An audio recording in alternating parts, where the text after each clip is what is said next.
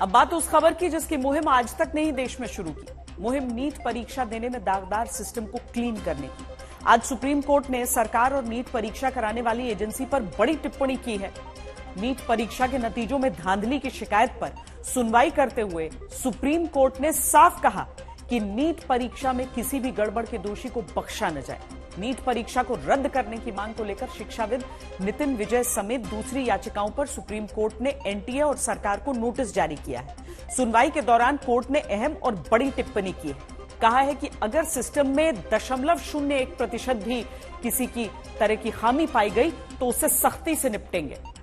Justice Vikram Nath और justice SVN भट्टी की पीठ ने सुनवाई के दौरान कहा कि हम परीक्षा के लिए छात्रों की मेहनत को समझते हैं, बच्चों की मेहनत को दरकिनार नहीं कर सकते। सुप्रीम कोर्ट ने एनटीए से कहा कि वो छात्रों की शिकायत को नजरअंदाज न करे। अगर एग्जाम में वाकई कोई गलती हुई है तो उसे समय रहते सुधारा जाए। लाखों छात्रों के डॉक्टर बनने के सपने पर ग्रहण लगने की कई वजहें हैं। इनमें से 4 बड़ी वजह पर एक एक करके हम नजर डालते हैं। उस गेस्ट हाउस में आपको ले चलते हैं जहां पर पेपर लीक के मास्टरमाइंड ने एक अभ्यर्थी को ठहराया हुआ था। पटना में एनएच के निरीक्षण बंगले के एंट्री रजिस्टर में अनुराग यादव का नाम दर्ज है, जिसे पुलिस ने नीट पेपर लीक मामले में गिरफ्तार किया है।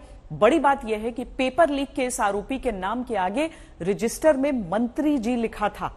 सवाल यह है कि पटना पेपर लीक मामले में क्या कोई मंत्री भी शामिल है? आखिर ये मंत्री कौन है?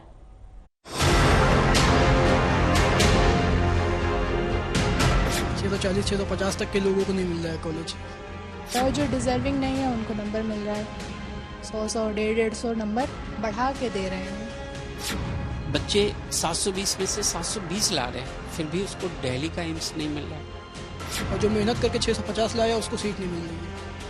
ये तो फिर हमारे फ्यूचर के साथ खिलवाड़ किया जा रहा है ना, इसमें हमारी तो कोई गलती नहीं है। इतने अच्छे मार्क्स लाने के बावजूद उन लोगों को इतना कम रैंक मिला है, वो बहुत खराब बात है। क्या गारंटी है कि नाटा अगली बार ऐसा ना करे? कोई गारंटी तो है नहीं हमें। कुछ समझ नहीं आ रहा इस टाइम करे क्या। मेडिकल कॉलेजों में प्रवेश के लिए आयोजित नीट परीक्षा पर संदेह की सबसे बड़ी वजह पेपर लीक के आरोप है। पटना में जेल भेजे गए अभ्यर्थी ये कबूल कर चुके हैं कि उन्हें नीट परीक्षा से 4 घंटे पहले प्रश्न पत्र और उत्तर मिल गया था। इसका प्रिंट आउट लिया गया और 5 मई को सुबह 10 बजे रटाना शुरू किया गया। अब इससे जुड़ा सबसे बड़ा सबूत सामने आया है, जिसमें अब मंत्री जी की भी एंट्री हो गई है। सवाल ये है कि बिहार का ये मंत्री जी कौन?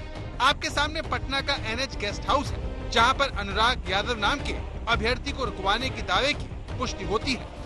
ये देखिए, अनुराग यादव वही अभ्यर्थी है जिसे गिरफ्तार भी किया गया है। दावा है कि एनएच के गेस्ट हाउस में इसीलिए उसे ठहराया गया ताकि इसे बाद में तय जगह पर ले जाकर नीट के लीक हुए पेपर से सवाल दिखाकर जवाब रटाए जा सके। एनटीए द्वारा आयोजित की गई नीट 2024 परीक्षा को लेकर जो कह सकते हैं कंट्रोवर्सी थी, वो अब भी जारी है। और सबसे बड़ी बात ये कि इस सब के बीच जो खबर आ रही है वो ये है कि एनएचएआई के इंस्पेक्शन बंगलों, निरीक्षण गृह का यूज किया गया था लोगों के द्वारा। और सबसे बड़ी बात ये सामने आ रही थी कि जो जूनियर इंजीनियर थे सिकंदर प्रसाद यादवेंदु, उसने अपने रिश्तेदार जो कि अभ्यर्थी भी था अनुराग यादव, उसके नाम से एक कमरा बुक कराया था, जिसकी चेक इन दोपहर 12:40 की गई है।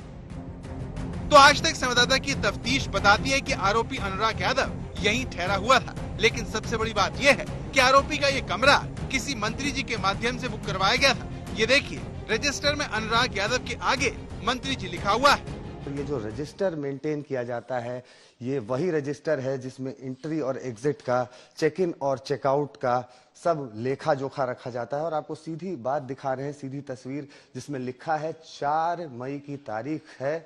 और जो दूसरा चेक इन किया गया है एनएचएआई के निरीक्षण गृह में, वो किया गया है अनुराग यादव के नाम से। सबसे बड़ी बात ये कि जो सूचना दी गई थी सिकंदर प्रसाद यादवेंदु के द्वारा अपने फर्द बयान में, उसमें साफ तौर पर उसने बताया था पुलिस को कि आयुष राज, अनुराग यादव, शिवनंदन कुमार, अभिषेक कुमार और इन सब के साथ अनुराग यादव की मां रीना कुमारी के रहने की व्यवस्था यादवेंदु ने इसी निरीक्षण गृह में की थी। तो नीट पेपर लीक मामले के मास्टरमाइंड सिकंदर यादवेंदु ने अपने रिश्तेदार अभ्यर्थी को एनएच के गेस्ट हाउस में ठहराया।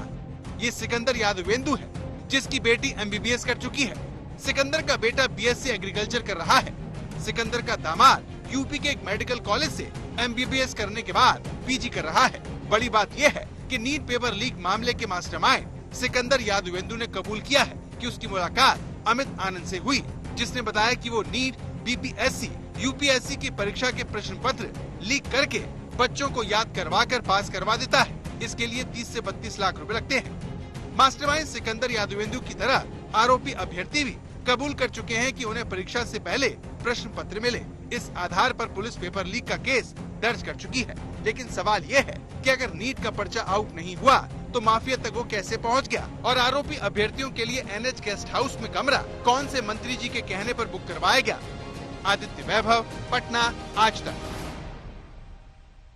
अब 8 जुलाई को इस मामले की सुनवाई सुप्रीम कोर्ट में होगी, लेकिन सवाल है कि आखिर सुप्रीम कोर्ट को क्यों ये कहना पड़ा है कि अगर सिस्टम में 0.01% भी खामी पाई गई तो उससे सख्ती से निपटेंगे। सिस्टम में कितनी खामी है उसका अंदाजा आपको पटना पेपर लीक मामले में एनटीए के टालने वाले रवैये से पता चलेगा, जिसने 28 दिनों तक बिहार आर्थिक अपराध शाखा को लीक हुए प्रश्न पत्र की मूल प्रति नहीं भेजी।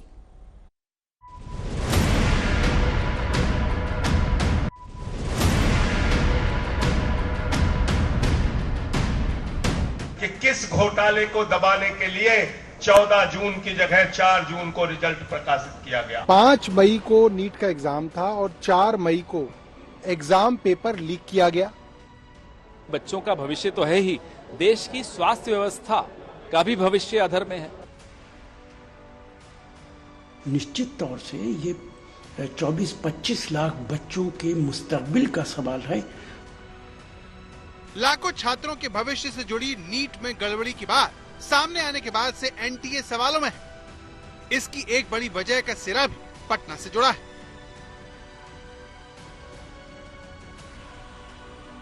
नीट परीक्षा के वक्त ही बिहार पुलिस को पेपर लीक की खबर मिली। बिहार पुलिस ने 4 अभ्यर्थियों समेत 13 लोगों को गिरफ्तार किया। तफ्तीश के दौरान जले हुए कुछ प्रश्न पत्र के टुकड़े हासिल होते हैं। दावा हुआ कि जले हुए पेपर के टुकड़े वही थे जो नीट परीक्षा में आना था। जांच जब तक बिहार पुलिस से आर्थिक अपराध शाखा ने अपने हाथ में ली और उसने एनटीए से कहा कि असली पेपर दे दीजिए ताकि जले पेपर से एफएसएल जांच करवाई जा सके। पटना में पेपर लीक की जांच कर रही आर्थिक अपराध शाखा की टीम ने 21 मई को एनटीए से मूल प्रश्न पत्र मुहैया करवाने को कहा था, लेकिन 28 दिन गुजर जाने के बावजूद अब तक एनटीए ने मूल प्रश्न पत्र मुहैया नहीं करवाए। एनटीए के टालने वाले रवैये की वजह से अब ईओयू की जांच टीम खुद एक्शन में आई और दिल्ली जाकर मिलान करने का फैसला करती है। नीट की परीक्षा में जो गड़बड़ी हुई, इस पर कानून बनाने का काम चल रहा है और बिहार में तो हम लोग इस पर कानून भी आदरणीय मुख्यमंत्री के नेतृत्व में नीट के जो लोग भी इस तरह के प्रश्न पत्र लीक मामले में हैं, सब पे कार्रवाई करने का निर्देश दिया गया।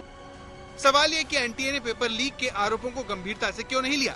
क्यों उसकी तरफ से बिहार पुलिस की आर्थिक अपराध शाखा को मूल प्रश्न पत्र मुहैया नहीं करवाया गया? आखिर एनटीए की तरफ से इन आशंकाओं को समय रहते क्यों नहीं दूर किया गया?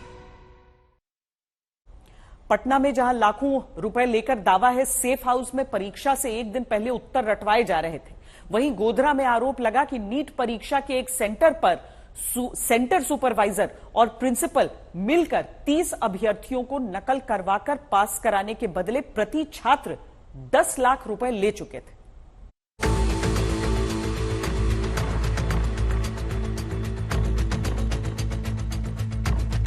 गुजरात के गोधरा का जय जलाराम स्कूल, 5 मई को इसी स्कूल की 2 ब्रांच में नीट इम्तिहान होना था। उससे ठीक पहले पंचमहल जिले के कलेक्टर को मिली एक गुप्त सूचना के आधार पर पुलिस तुषार भट्ट नाम के टीचर की कार से 7 लाख कैश बरामद करती है।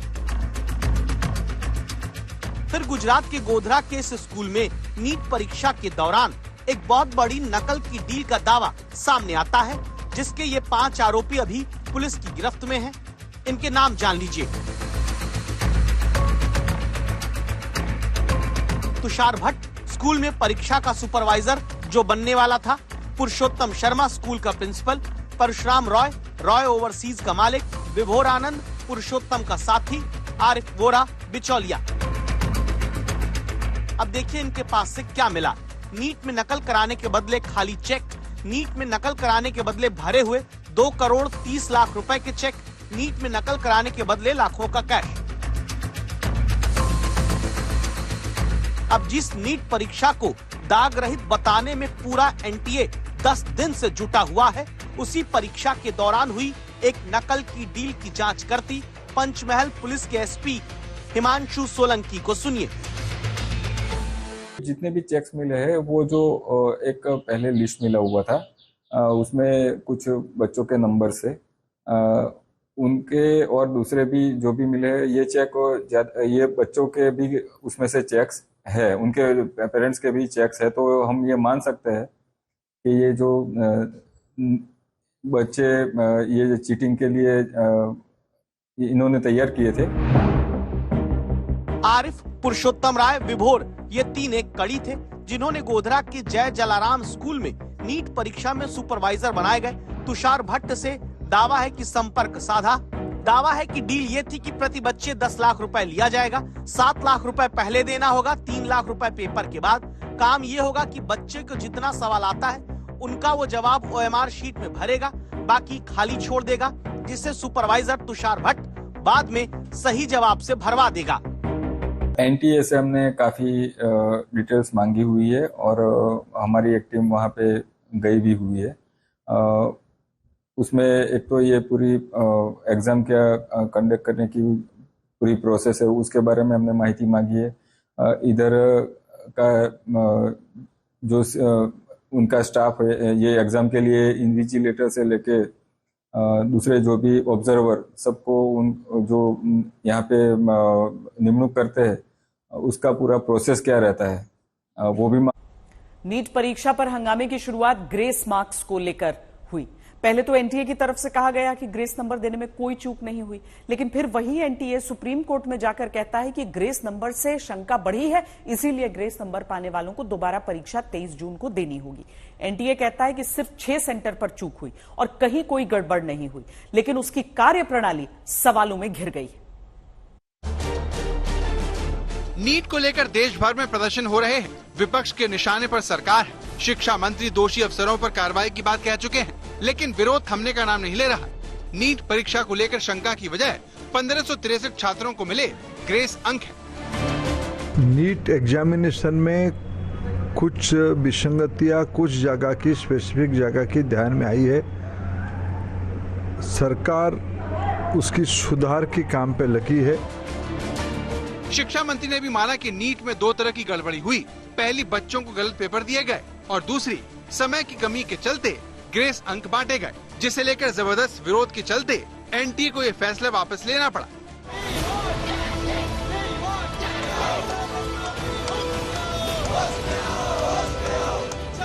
लेकिन इस एक फैसले ने कैसे लाखों छात्रों को निराश कर दिया, उसे आप हरियाणा के झज्जर के छात्र के उदाहरण से समझ सकते हैं,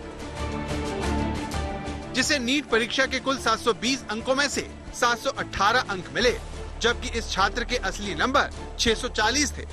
लेकिन ग्रेस अंक से मिले 78 नंबरों ने उसे 718 नंबर पर पहुंचा दिया। इसी के बाद नीट की परीक्षा को लेकर हंगामा हुआ और एनटीए को ग्रेस अंक देने का फैसला पलटना पड़ा। यश कटारिया जैसे छात्र अपने साथ अब इसे नाइंसाफी मानते हैं। जो क्वेश्चन थे वे भी टोटली डिफरेंट थे दोनों सेट्स के, तो तब तो थोड़ा सा इंजस्टिस फील हुआ था। जब मैंने एग्जाम दिया था उस दिन, मेरा जो एक्चुअल स्कोर है वो मेरा बिल्कुल सेफ स्कोर है, और जो 700 स्कोर क्या है आपका? मेरा 640 है। आपको ग्रेस कितने मिले थे? 78 मार्क्स की। 4 जून को एनटीए ने नीट का रिजल्ट घोषित किया। पहली बार ऐसा हुआ जब 67 अभ्यर्थियों को 720 में से 720 नंबर मिले। सवाल उठा कि ये कैसे हो सकता है। फिर पता चला कि 100% नंबर लाने वाले 6 छात्र हरियाणा के ही एक सेंटर के हैं। सभी ने हरदयाल पब्लिक स्कूल में परीक्षा दी थी, जिससे रिजल्ट शक के दायरे में आ गया। ये कोई क्राइटेरिया थोड़ी है कि एफिशिएंसी आपकी शुरू में, तो जैसे मैंने भी 50 मिनट्स में बायो खत्म कर ली थी, लेकिन सर 50 मिनट्स में फिजिक्स के 30 क्वेश्चन 40 क्वेश्चन करना बहुत बड़ी बात हो जाती है। तो फर्स्ट की और लास्ट की एफिशिएंसी उन्होंने कैसे कंपेयर करी, सर उन्होंने कैसे टाइम को जो मैनेज करवाने वाली पॉलिसी थी वो कैसे बनाई कि कितने टाइम पे आपने कितने मार्क्स दिए, ना वो इस पे कोई क्लैरिफिकेशन। उन्होंने सिर्फ एक लाइन में ये जवाब दे दिया स्टूडेंट्स को कि 1563 स्टूडेंट्स थे, उनका टाइम लॉस हुआ था, हमने उनको ग्रेस मार्किंग दे दिया। उन्हें ये नहीं पता कि क्लैट के पेपर में जो ग्रेस मार्क दिया जाता है वो मेडिकल स्टूडेंट को आप दोगे, किस हिसाब से, किस तरह के डॉक्टर देश में आएंगे। ये जो जितना भी मामला उछल रहा है, कहीं ना कहीं एनडीए ने पूरा देश की इमेज भी खराब किया है। सुप्रीम कोर्ट को अर्जेंसी दिखानी होगी। इससे ये प्रॉब्लम क्रिएट हो रही है कि अभी जो जितने न्यूज चैनल्स हैं वो ये बता रहे हैं एनटीए ने गलती की, लेकिन उन गलतियों से क्या कॉन्सिक्वेंसेस आ सकते हैं वो नहीं बताए गए हैं। उससे गलती से सबसे बड़ा कॉन्सिक्वेंस ये है कि अभी आप पेपर लिए, मेरे 630 आए हैं, इनके 671 आए हैं, इनके 650 के आसपास जितने आए होंगे, जितने बच्चे जो 630, 40, 50, 60 नंबर पाके बैठे हैं और जो 665, 70, 75 नंबर पाए हैं, जो अपने सिलेक्शन से खुश नहीं हैं, वो अगले साल पेपर फिर से बैठेंगे। तो अगले साल अगर पेपर बैठेंगे, ये नियरली 25,000 लोग हैं, वो 25,000 लोग दोबारा पेपर बैठेंगे। 22,000 जनरल की सीट है ना। तो जो इस साल 12th में गए हैं, क्या उनको ये कॉम्पिटिशन अगली बार फेस नहीं करना होगा? एनटीए ने समय खराब होने के चलते 1563 छात्रों को अलग अलग ग्रेस अंक दिए। सवाल उठा कि इन छात्रों को किस आधार पर समय बर्बाद होने के ग्रेस अंक दिए गए? क्या इसके लिए एनटीए की गवर्निंग बॉडी से मंजूरी ली गई थी? किस अधिकारी के फैसले पर क्लैट में समय खराब होने के बदले ग्रेस अंक के फॉर्मूले को नीट में अपनाया गया, जबकि क्लैट ऑनलाइन तो नीट ऑफलाइन हुई थी? एनटीए भले ही 1563 छात्रों को ग्रेस अंक देने का फैसला पलटकर दोबारा परीक्षा करवा रही हो, लेकिन कई मुद्दे हैं जो एनटीए की कार्य प्रणाली पर सवाल उठाते हैं।